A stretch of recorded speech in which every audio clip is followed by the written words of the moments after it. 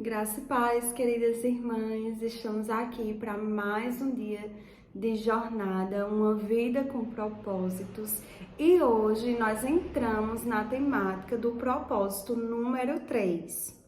E o tema geral dessa temática, do propósito número 3, é: você foi criado para se tornar semelhante a Cristo.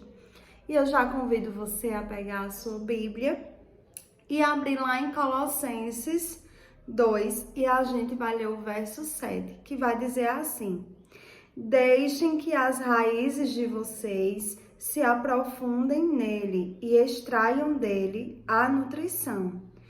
Cuidem de continuar a crescer no Senhor e tornem-se fortes e vigorosos na verdade, e que a vida de vocês transbordem de alegria e gratidão por tudo quanto Ele tem feito.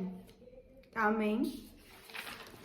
E o tema de hoje, do dia 22 da nossa jornada, é: criado para se tornar semelhante a Cristo. Deus sempre soube o que estava fazendo. Ele decidiu, desde o princípio, moldar a vida daqueles que o amam pelos mesmos padrões da vida do Filho. Nele vemos a vida humana em sua forma original. Romanos 8:29. Quando olhamos para o Filho, vemos o propósito original de Deus em toda a criação. Colossenses 1:15. Você foi criado para se tornar semelhante a Cristo. Desde o princípio, o plano de Deus é fazê-lo semelhante a seu Filho Jesus. Esse é seu destino e o terceiro propósito de sua vida. Deus anunciou esse intento já na criação. Disse Deus: façamos o homem à nossa imagem e semelhança. Gênesis 1:26. Em toda a criação, somente o ser humano foi feito à imagem de Deus. Esse é um grande privilégio que muito nos honra. Não podemos absorver tudo que essa frase abrange, mas com certeza é possível analisar alguns aspectos. Assim como Deus, somos seres espirituais, nosso espírito é imortal e sobreviverá ao nosso corpo terreno. Somos intelectuais. Podemos pensar, ponderar e solucionar problemas como Deus. O ser humano é relacional. Podemos dar e receber amor verdadeiro. Somos dotados de consciência moral. Podemos discernir entre o certo e o errado, o que nos torna responsáveis diante de Deus. A Bíblia diz que todas as pessoas, não apenas os cristãos, detêm parte da imagem de Deus. Esse é o motivo pelo qual o assassinato e o aborto são um erro. Ver Gênesis 9:6, Salmo 139, do 13 ao 16 e Tiago 3:9. Mas a imagem está incompleta e foi danificada e distorcida pelo pecado. Então, Deus enviou Jesus para restaurar a imagem em sua plenitude que havíamos perdido. Com o que se parece a plena imagem e semelhança de Deus. Ele se parece com Jesus Cristo. A Bíblia diz que Jesus é a imagem exata de Deus, a imagem do Deus invisível e a expressão exata do seu ser. 2 Coríntios 4:4, Colossenses 1:15 e Hebreus 1:3. As pessoas usam frequentemente a expressão tal pai, tal filho, para se referir à semelhança entre ambos. Quando as pessoas percebem a semelhança entre mim e meus filhos, isso me agrada. Deus também quer que os filhos dele manifestem sua imagem e semelhança. A Bíblia diz: Você foi criado para ser semelhante a Deus em justiça e em santidade. Efésios 4:24. Deixe-me ser absolutamente claro. Você jamais se tornará Deus ou mesmo um Deus. Essa mentira impregnada de arrogância é a mais antiga tentação de Satanás. Ele prometeu a Adão e a Eva, se seguissem seu conselho, seria como deuses. Vê Gênesis 3:5. Muitas religiões e filosofias da nova era ainda promovem a velha mentira de que somos divinos e podemos nos tornar deuses. O desejo de ser divino manifesta-se toda vez que tentamos controlar as circunstâncias, o futuro e as pessoas ao redor. Na condição de criaturas, porém, jamais seremos o Criador. Deus não quer que você se transforme num Deus, e sim que se torne como Ele, que assuma valores e atitudes e caráter próprios dele. A Bíblia diz: agora é hora de ter um estilo de vida totalmente novo, zerado, uma vida planejada por Deus, renovada a partir de dentro, uma vida que muda para melhor a conduta de vocês e que faz o caráter de Deus tornar-se realidade em nossa vida. Efésios 4:22-24. O supremo objetivo de Deus para a sua vida aqui não é o conforto, e sim o desenvolvimento do caráter.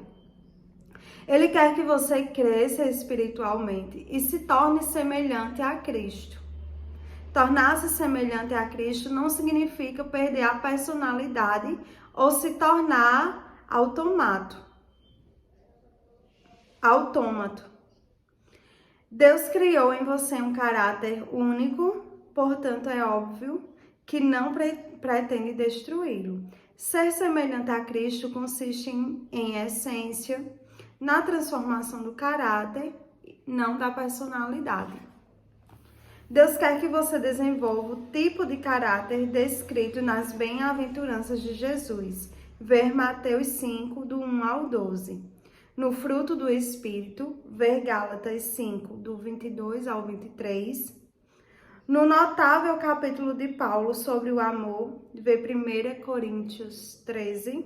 E nas características de uma vida produtiva e eficiente, descrita por Pedro.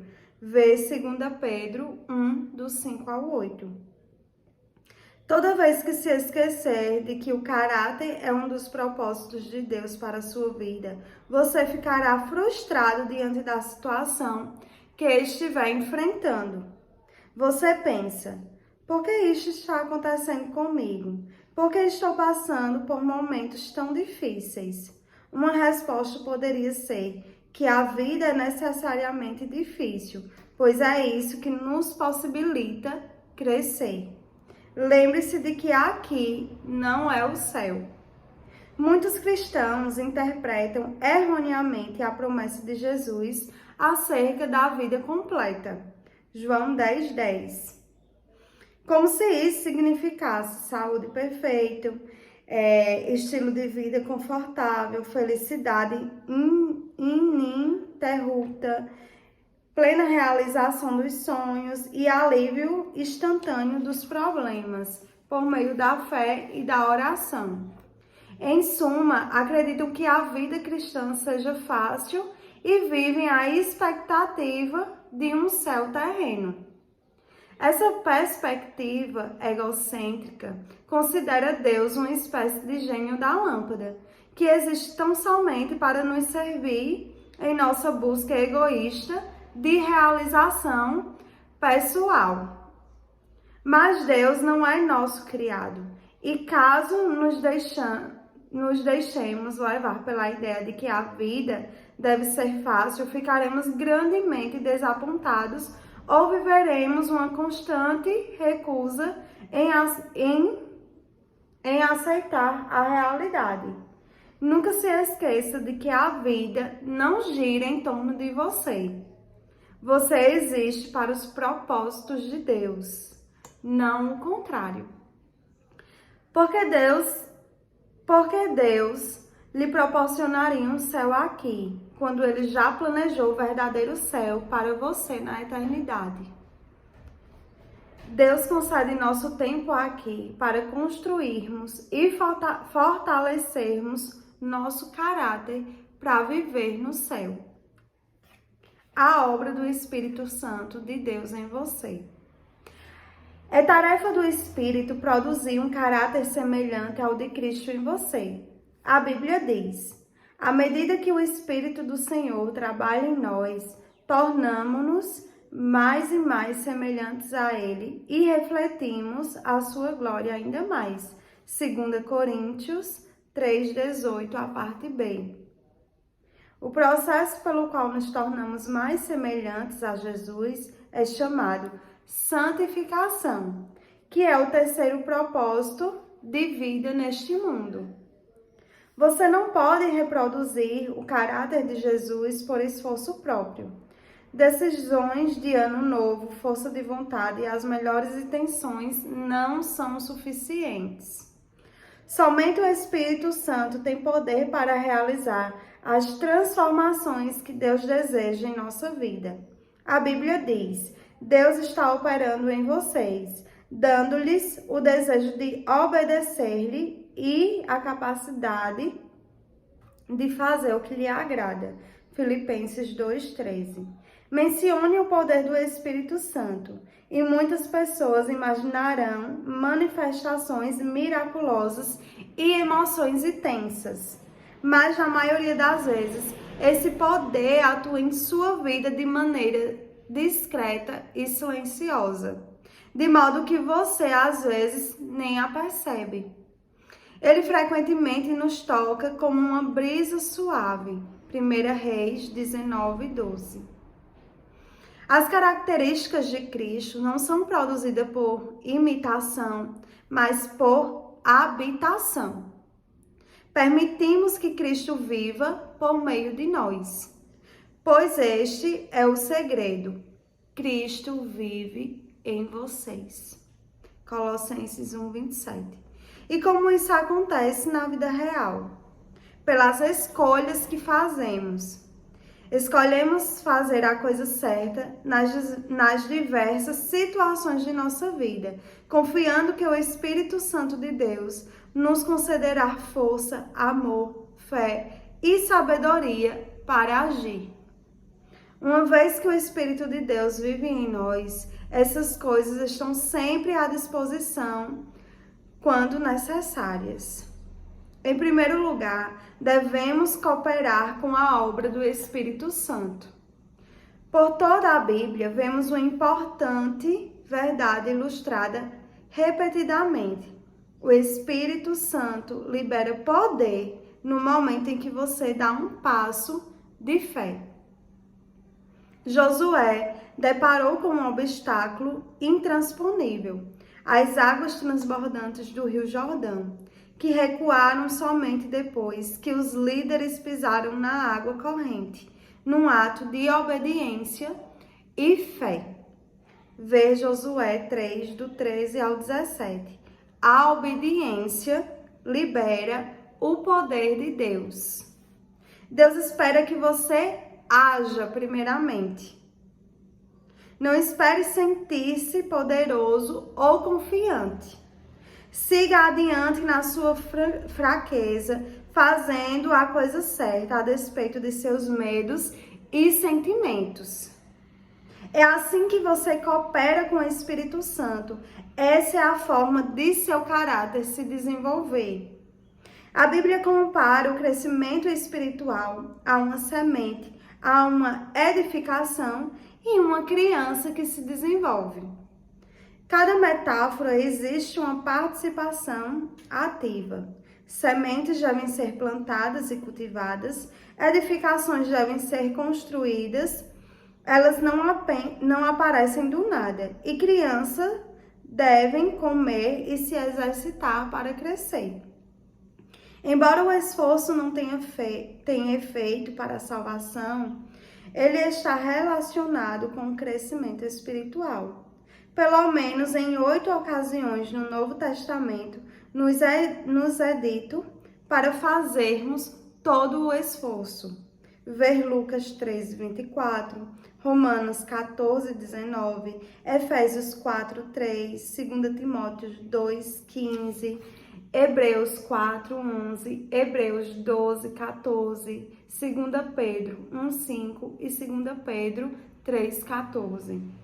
Em nosso crescimento, até nos tornarmos semelhantes a Jesus. Você não pode apenas ficar esperando que isso aconteça. Paulo explica em Efésios 4, 22 ao 24, as 3 coisas que devemos fazer para nos tornar semelhantes a Cristo. Em primeiro lugar, devemos abandonar nossa antiga maneira de agir. Agora é hora de ter um estilo de vida totalmente novo, zerado, uma vida planejada por Deus, renovada a partir de dentro. Efésios 4, 22. Em segundo lugar, devemos mudar nosso pensamento. Deixe que o Espírito transforme sua maneira de pensar. Efésios 4, 23. A Bíblia diz que somos transformados pela renovação da mente. Romanos 12, 2. Ai, perdão, eu me atrapalhei aqui. Em segundo lugar, devemos mudar nosso pensamento, desde que o Espírito transforme sua maneira de pensar. Efésios 4, 23. A Bíblia diz que somos transformados pela renovação de nossa mente. Romanos 12, 2. A palavra grega para transformado, metamorfoses, usada em Romanos 12, 2 e 2 Coríntios 3, 18, é hoje aplicada para descrever a fantástica metamorfose sofrida pela lagarta ao se tornar borboleta. É uma bela descrição do que acontece espiritualmente conosco quando permitimos que Deus dirija nossos pensamentos. Somos transformados de dentro para fora, tornando-se mais belo e sendo liberados para voos mais altos. Que lindo, né? Em terceiro lugar, precisamos assumir o caráter de Cristo ao desenvolver hábitos novos e dignos de Deus. O caráter é basicamente a soma dos hábitos. É como você habitualmente age.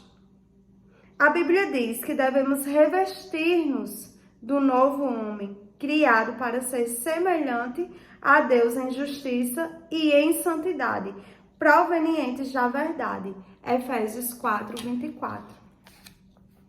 O segundo ponto é: Deus usa sua palavra, as pessoas e as circunstâncias para nos moldar.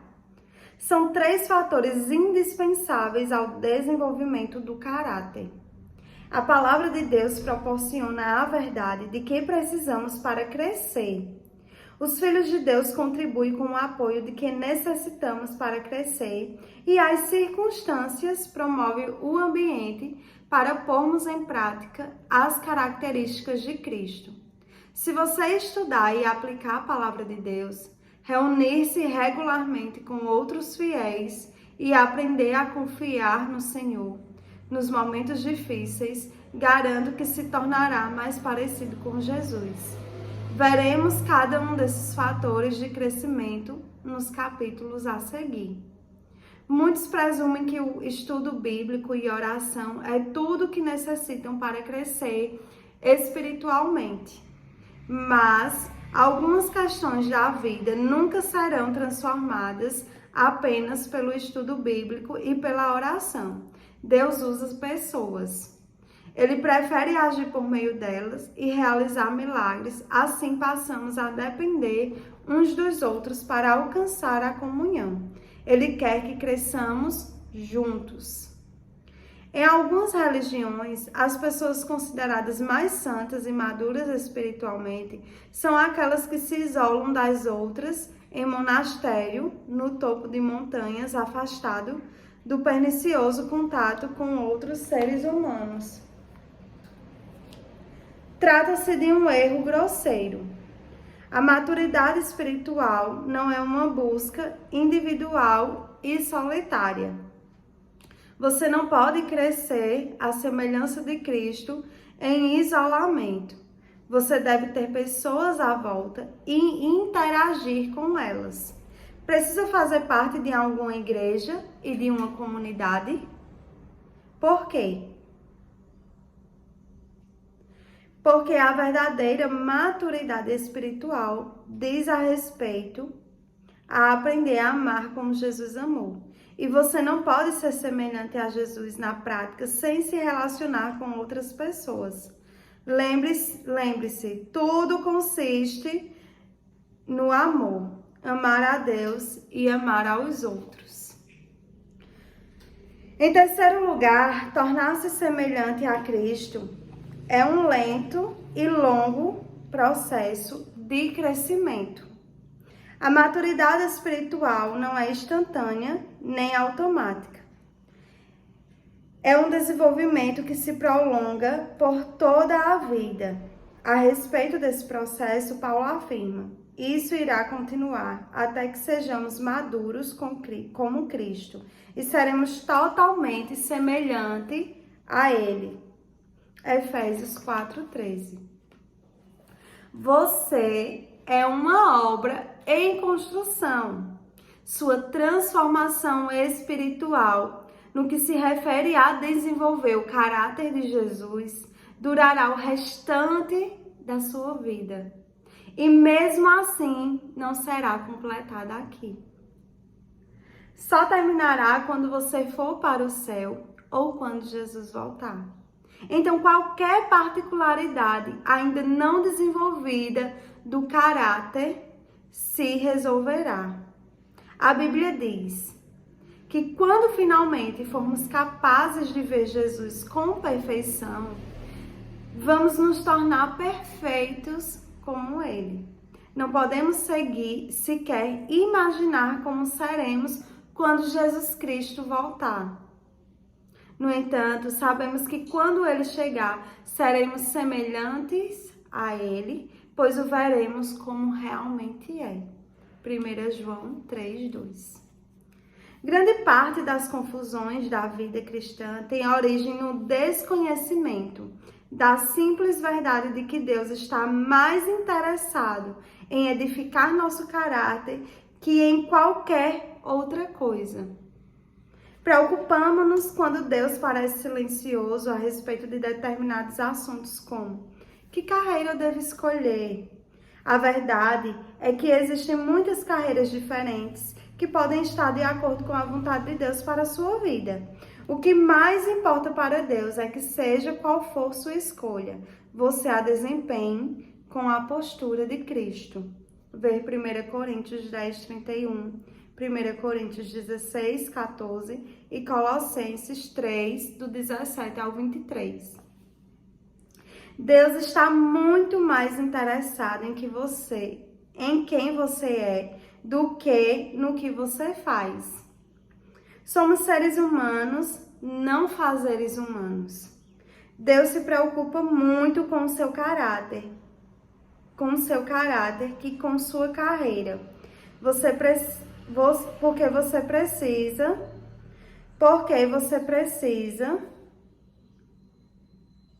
Porque você levará o seu caráter para a eternidade, mas não a sua carreira. A Bíblia adverte: não se ajustem demais à sua cultura, a ponto de não poderem pensar mais. Em vez disso, concentrem a sua atenção em Deus. Vocês serão mudados de dentro para fora. Descubram o que Ele quer de vocês e tratem de atendê-lo. Diferentemente da cultura dominante, que sempre os arrasta para baixo, ao nível da imaturidade. Deus extrai o melhor de vocês e desenvolve em vocês uma verdadeira maturidade. Romanos 12, 2. É preciso tomar uma decisão contra sua formação cultural, para que você possa se concentrar em se tornar cada dia mais semelhante a Jesus. Caso contrário, outras forças, amigos, pais, colegas de trabalho e a cultura estabelecida tentarão moldá-lo à imagem delas. Lamentavelmente, uma rápida análise de diversos livros cristãos de sucesso revela que muitos fiéis abandonaram a finalidade de viver para o cumprimento dos grandes propósitos de Deus para se dedicar a obter estabilidade emocional e realização pessoal. Isso é narcisismo, não discipulado. Cristo não morreu na cruz apenas para que pudéssemos levar uma vida equilibrada e confortável. O propósito de Cristo é muito mais profundo. Ele deseja nos tornar semelhantes a Ele antes de nos levar para o céu. Esse é o nosso grande privilégio, nossa responsabilidade direta e nosso destino final. Amém? Louvado seja Deus por essa palavra, né? E que o Senhor transforme o nosso caráter, né? Que possamos ser cristãos maduros, né? Com entendimento em saber que Deus quer que sejamos, né? Que sejamos obedientes a Ele, que sejamos sensíveis à sua voz, ao seu propósito, né? E às vezes a gente se enche de tantas coisas, tantos afazeres, e muitas vezes a gente acha que Deus está se agradando daquilo, quando na verdade Deus não pediu nada daquilo, né? Nada daquilo para nós. E tudo que o Senhor queria era que não fôssemos fazedores, mas que estivéssemos ali à disposição dele. E só assim a gente entenderia qual o propósito dele para as nossas vidas, de como seguir, como fazer, né? E porque tudo que o Senhor quer é que tenhamos o caráter dele, né? Que nós sejamos moldados, que o Espírito Santo, né, nos encha, como diz o versículo, né? Se embriagam do Espírito. Porque o quê? Uma pessoa embriagada, ela perde totalmente o controle, né? Para a bebida. Vamos dizer assim, uma pessoa que ela está muito embriagada, ela não tem controle de si mesma, ela faz coisas e muitas vezes no outro dia ela nem lembra o que fez, de tão dominado que ela estava pelaquela bebida. E quando Paulo vai falar sobre isso, sobre nos embriagar, né, do Espírito, é isso mesmo, da gente perder realmente o total controle da nossa vida e ser dirigido pelo Espírito Santo, né? E só assim o nosso caráter vai ser construído para a glória de Deus, né? Então, não vamos estar livres de passar por enfermidades, por passar instabilidades.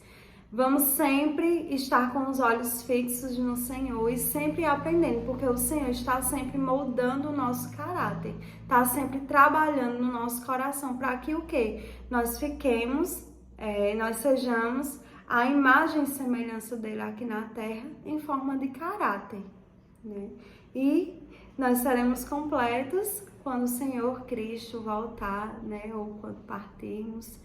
Ali receberemos um corpo glorificado do Pai. Amém? E pensando sobre o meu propósito de vida, o tema para a reflexão de hoje é: fui criado para se tornar semelhante a Cristo. O versículo para memorizar é: conforme o Espírito do Senhor trabalha em nós, tornamo-nos mais e mais como Ele e refletimos ainda mais a sua glória. 2 Coríntios 3,18.